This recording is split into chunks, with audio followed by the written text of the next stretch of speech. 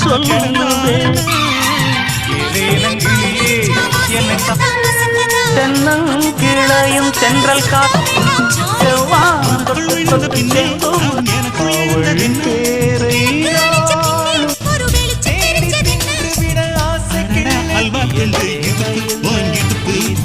அழகா பத்தி கிச்சி நெருப்பு கிளப்பு பெல்லக்கு பெல்லக்கு பெக்கம் வந்தா பெல்லக்கு பெல்லக்கு எனக்கு குளிர்னா ஒன்னு எடுத்து போத்துவே மாம தோளிலே மச்சம் போல மாறுவே அடடா அல்வா துண்டு இடுப்பு